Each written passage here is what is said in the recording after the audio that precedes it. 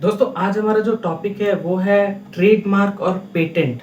दोस्तों ये तो बहुत ही जाहिर सी बात है कि ये दो वर्ड जो है ट्रेडमार्क और पेटेंट, ये दोनों ही वर्ड बहुत ही ज़्यादा कॉमन वर्ड है। तो दोस्तों बिना टाइम को बर्बाद किए हम ये डिस्कस करना शुरू करते हैं कि ट्रेडमार्क क्या चीज़ होती है। तो ये जो ट्रेडमार्क होता है, ये ट्रेडमार्क है क्या चीज़ आखिर में?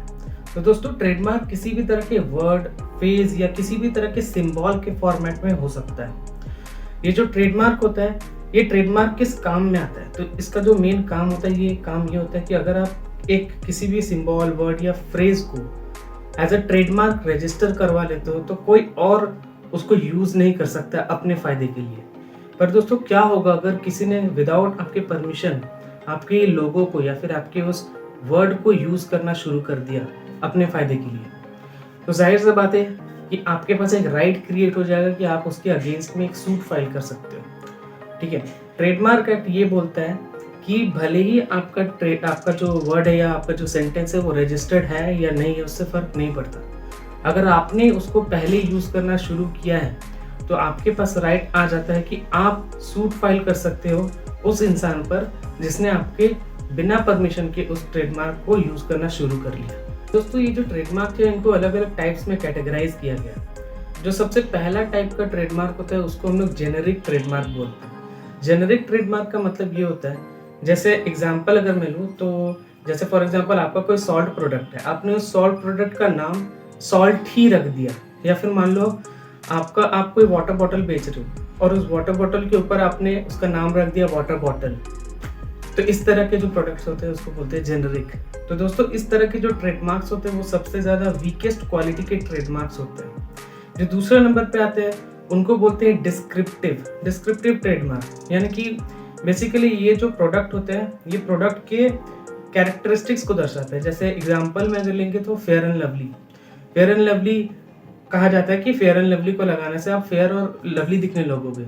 तो फेयर एंड लवली जो होता है वो कैरेक्टरिस्टिक्स को बता रहे हैं, वो जो नाम है उस प्रोडक्ट के कैरेक्टरिस्टिक्स को बता रहे हैं। दोस्तों ये जो तीसरे नंबर का ट्रेडमार्क होता है वो होता है सजेस्टिव ट्रेडमार्क। सजेस्टिव ट्रेडमार्क का मतलब होता है कि बेसिकली ये उस प्रोडक्ट के नेचर को बता देता है कि ये प्रोडक्ट किस नेचर का है। दोस्तों आपका जो चौथा ट्रेडमार्क होता है वो होता है आर्बिट्रेरी एक बहुत ही स्ट्रॉन्ग क्वालिटी का ट्रेडमार्क होता है। इसका मतलब होता है कि आपका जो भी कंपनी है या फिर आपकी कंपनी के जो भी प्रोडक्ट्स हैं उसका रिलेशन ही नहीं है आपके उस ट्रेडमार्क के साथ, मतलब बिल्कुल ही अलग ही नाम रखा है आपने उसका। जैसे फॉर एग्जांपल मैं अगर लूँ तो जैसे एप्पल क्या बेचती है? जनरली इलेक्ट्रॉनिक्स बेचती है, फ़ोन, आईपैड, ये सारी चीज़ें वो लोग बेचते हैं। लेकिन उसका नाम क्या है? एप्पल तो सेब होता है, खाने की चीज़ होती है। तो ये कम्प्लीटली डिफरेंट है और ये एक स्ट्रॉन्ग क्वालिटी का ट्रेडमार्क कहा जाता है। दोस्तों आपका जो आखिरी और पांचवा ट्रेडमार्क है ये सबसे ज़्यादा स्ट्रॉन्गेस्ट ट्रेडमार्क होता है। इसको इन्वेंटेड ट्रेडमार्क या फिर कॉइन्ड ट्रेडमार्क बोला जाता है। ये इसलिए इतना स्ट्रॉन्ग है क्योंकि इसका कोई मीनिंग ही नहीं मिलेगा आपको डिक्शनरी में। क्योंकि अगर जैसे फॉर एग्जांपल एडिडास जो वर्ड है ये कंपनी है और ये जो वर्ड है एडिडास, इसका कोई मीनिंग नहीं होता, इसका डिक्शनरी में कोई भी मीनिंग एग्जिस्ट नहीं करता, इसलिए ये इतना ज़्यादा स्ट्रॉन्ग है। अब दोस्तों आप लोगों में से मेजॉरिटी लोगों ने ये चीज़ ऑब्जर्व किया होगा कि बहुत सारे प्रोडक्ट्स के पीछे ऐसा आर एक लोगो बना हुआ रहता है, आर जो सर्कल के अंदर है ऐसे एक लोगो बना रहता है। इसका मतलब होता है कि ये जो ट्रेडमार्क है, जो प्रोडक्ट का ट्रेडमार्क है वो रजिस्टर्ड है। और बहुत लोगों ने ऐसे भी देखा होगा कि प्रोडक्ट के नाम के नीचे ऐसे टीएम लिखा हुआ रहता है। इस टीएम का मतलब होता है कि प्रोडक्ट जो मतलब उस प्रोडक्ट का जो ट्रेडमार्क है वो अनरजिस्टर्ड है। तो दोस्तों अब हम लोग आ जाते हैं सीधा कि पेटेंट क्या चीज़ होती है। तो कई हद तक पेटेंट और ट्रेडमार्क सिमिलर सा लगता है, लेकिन एक्चुअली में ये है नहीं। क्योंकि जो ट्रेडमार्क होता है वो किसी भी वर्ड, फ्रेज या सेंटेंस के लिए यूज होता है या किसी लोगो के लिए यूज होता है।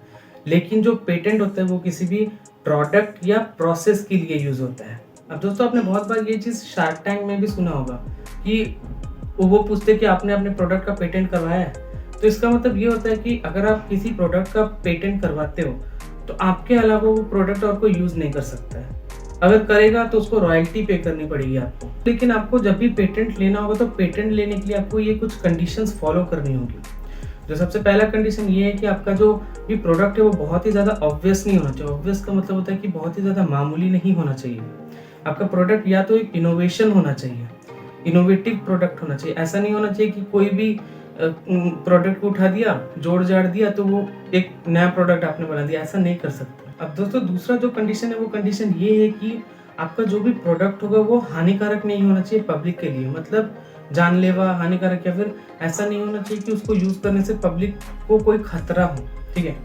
और जो तीसरा पॉइंट है दोस्तों, तीसरा पॉइंट ये है कि आपका जो भी प्रोडक्ट है वो एक डिस्कवरी नहीं होनी चाहिए, वो एक इनोवेशन होनी चाहिए। दोस्तों ये तो कुछ भी नहीं, और भी बहुत सारी कंडीशंस होती है। मैंने जो आपको कंडीशंस बताए वो सिर्फ कुछ बेसिक कंडीशंस है।